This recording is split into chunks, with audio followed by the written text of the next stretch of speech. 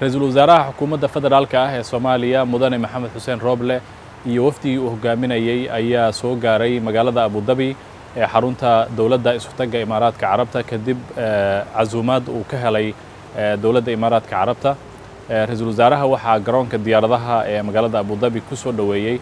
wasiirka wasaaradda cadaaladda ee dalka isutaga Imaaraadka Carabta Abdallah Sultan Naimi. Booqashada ra'iisul wasaaraha ayaa waxa ujeedkoodu uu yahay ama ay daaran tahay horumarinta iyo hagaajinta xiriirka u dhaxeeya labada dal ee walaalaha ah ee Soomaaliya iyo Imaaraadka Carabta oo ah laba dal oo uu ka dhaxeeyo xiriir soo jireen ah oo dhinacyo badan leh. Waxa ra'iisul wasaaraha ku weheliya safarkiisa wasiirro ay ka mid yihiin wasiirka amniga gudaha Cabdullaahi Maxamed Nuur, wasiirka wasaaradda waxbarashada iyo tacliinta sare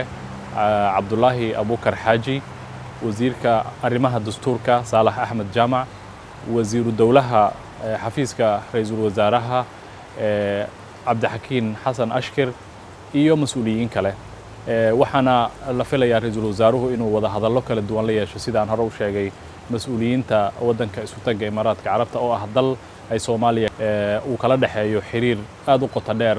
oo dhinacyada dhaqaalaha bulshada iyo waliba taariikhdaba saameyn ku leh.